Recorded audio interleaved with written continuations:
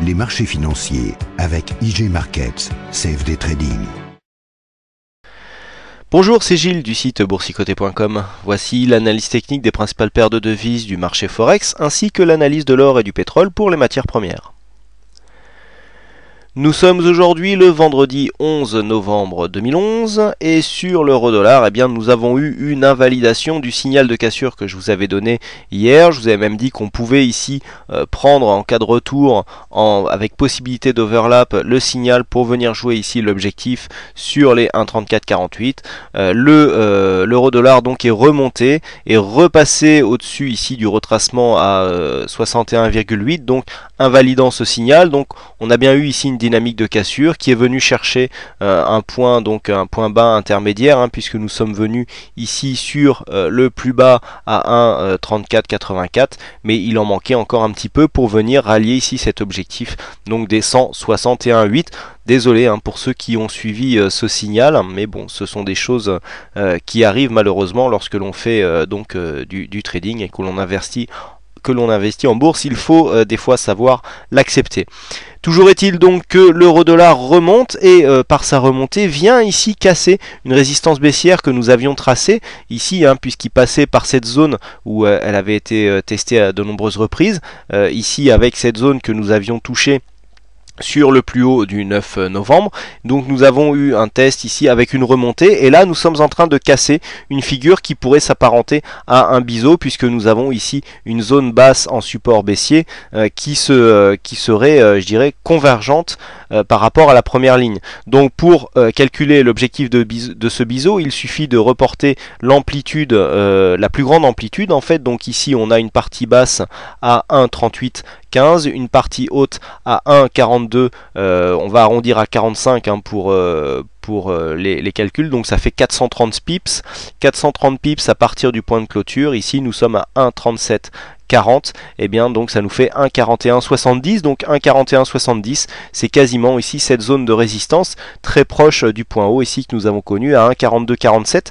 donc ici si nous n'avons pas les volumes pour confirmer la sortie donc du biseau, mais si la dynamique ici continue, on aura une confirmation de la dynamique en cas de cassure ici de la zone des 1,3850 qui correspond au dernier plus haut qui est venu tester ici cette résistance.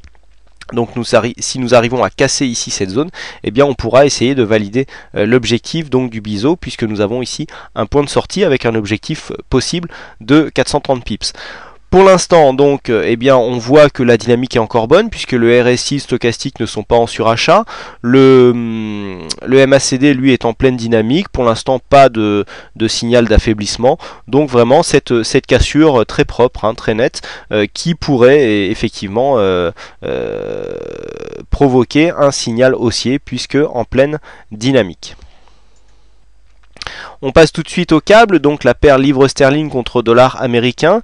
Ici on est revenu marquer un point bas où on a eu un beau signal de retournement que je vous indiquais hier, avec stochastique, RSI à la limite de sa zone de survente, avec un retournement ici au niveau du stochastique très propre, retournement ici du MACD avec une belle amplitude, et on repart en dynamique. Donc là le signal était vraiment prévisible, d'autant plus que nous avions ici cette zone de support qui était relativement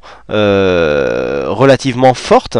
Je vous avais dit qu'on pouvait à la limite revenir sur cette zone des 1,5850, mais que il y avait certainement une remontée qui allait s'opérer. Donc là on a vraiment été aidé, puisque nous avons eu une grosse dynamique, et là les cours sont en train de se stabiliser juste sous la zone des 1,6080. on l'a légèrement attaqué et puis on est revenu, et puis vous voyez on est proche ici de la résistance baissière qui est définie ici par ces deux premiers plus hauts. Donc on verra si par la suite cette ligne est plus significative pour vraiment coller à la tendance de fond. Alors là la dynamique commence à être un peu sur la fin, on est déjà repassé en phase positive sur le MACD.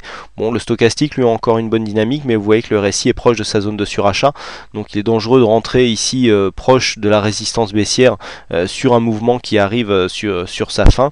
Donc on peut attendre ici, voir comment vont se comporter les cours, soit donc sous cette résistance baissière, soit sous cette résistance horizontale des 1,60 des 1,6118. pardon. Et puis alors vous voyez qu'on a un mouvement ici d'exagération puisque les cours sortent énormément de la bande rouge. Donc ça en général ça traduit de l'exagération. Vous voyez qu'en général ce sont les ombres qui sortent, mais quand il commence à avoir plusieurs sorties, on a un retournement qui s'opère. Là vous voyez on a une sortie et puis les cours se sont retournés. C'est en général voilà comme ça que ça arrive. Donc là après ici cette sortie qui traduit une exagération, on peut avoir un retournement court terme, hein. C'est aussi ce qui me fait dire que eh bien c'est dangereux de poursuivre ici sur cette dynamique haussière. Sur le dollar yen, donc nous amplifions la baisse, hein, puisque au niveau du dollar yen, on voit ici que l'on vient sur le support des 77, hein, 77,08. Nous sommes sur ce support là qui a provoqué un rebond. Bon, toujours très peu de dynamique, hein, au niveau du MACD, on voit qu'on a peu de dynamique. Alors, vous voyez qu'on a presque une divergence haussière sur le MACD que l'on ne retrouve pas, hein, sur les autres indicateurs. Vous voyez que là ici on est survendu au niveau du RSI et au niveau du stochastique. Donc là petit rebond, donc pareil sur cette phase d'exagération qui semble tout à fait justifié. On pourrait revenir ici sur les 77,58, donc toujours très peu d'amplitude, hein, sur cette paire de devises, donc difficile de faire des écarts significatifs là-dessus. On passe tout de suite aux matières premières et à l'or. Donc sur l'or, nous avions un mouvement de consolidation hier, donc on est revenu ici s'arrêter sur les 1753. Donc là, pour l'instant, eh bien, les cours rebondissent sur cette zone. On repart à l'assaut des nouveaux plus hauts. Vous voyez, on a eu un retournement relativement propre ici, hein, sur cette zone. Je ne sais plus si je vous l'avais indiqué hier, mais ici c'est net. On a eu une bougie d'exagération ici qui est venue sortir de la bande et donc nous avons provoqué un retournement court terme. Donc là, pour l'instant, le support des 1752 eh bien, a bien provoqué son effet. Donc ici, on a un signal haussier qui n'est certes pas très puissant, mais on voit du point de vue des bougies qu'on a ici une bonne dynamique. Donc là pour l'instant les cours sont en train de remonter. Il semblerait que la dynamique ne soit pas assez forte pour venir casser ici la zone des 1800 qui conforterait le mouvement dans ce signal haussier, mais malgré tout, hein, nous pouvons remarquer ici que nous avons une droite ici, une ligne de support, hein, qui passe quasiment par ces 3 points, hein. Je peux vous la tracer, mais elle n'est pas encore parfaite. Voilà, on voit ici que nous avons cette ligne ici qui passe par là, vous voyez, qui sera en train de créer cette tendance. Alors par contre, si la résistance haussière ici est confirmée, on va supprimer cette ligne pour avoir un peu plus de lisibilité. Voilà, si cette résistance haussière est confirmée, eh bien on aurait un biseau qui se formerait, hein, donc biseau ici avec, je le rappelle, une sortie potentiellement baissière. Donc attention ici, on arrive ici donc sur les 1800. Alors c'est intéressant puisqu'on a, vous voyez qu'on a les bols, hein, donc la ligne noire, la bande de Bollinger sur la partie hausse et sur la partie haute, pardon, et on voit que c'est la zone justement des précédents plus hauts. Donc on risque d'avoir du mal puisqu'on voit que les bandes de Bollinger ici resteront donc sur cette zone. Là elles vont s'aplatir si la hausse continue, mais on voit qu'on aura du mal quand même à percer cette zone pour rejoindre ici les 1820. Rien que les 1820 ici nous confirmerait eh bien, la continuité du mouvement haussier, et donc on pourra arriver ici sur cette zone et vous voyez on serait sur le haut de la résistance haussière. On termine avec le pétrole, donc le pétrole qui poursuit son petit bonhomme de chemin, hein, WTI, brut léger américain. Après la cassure ici du support haussier, eh bien on suit cet ancien support comme une résistance, donc avec un trend ici qui s'est dessiné juste sous l'ancienne tendance. La dynamique est toujours la même. Alors vous voyez, on a très peu de dynamique, on est quasiment tout le temps en surachat, idem au niveau du RSI, mais bon, la hausse du pétrole est toujours poussée par des tensions, notamment dont l'Iran serait à l'origine, avec l'Israël aussi.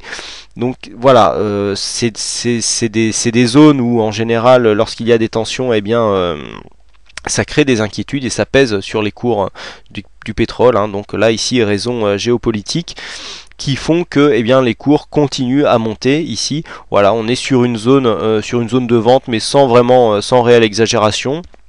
On n'a pas trop de signal de retournement, le MACD est très hésitant, on est juste légèrement survendu.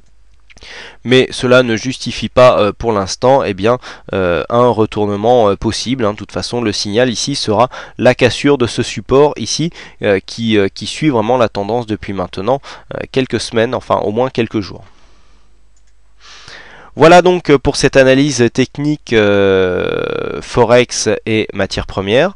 Il ne me reste plus qu'à vous souhaiter à toutes et à tous une bonne soirée, bonne chance dans votre aide, et je vous donne rendez-vous dès la semaine prochaine donc pour de prochaines analyses techniques en vidéo. Et bon. Les marchés financiers avec IG Markets, CFD Trading.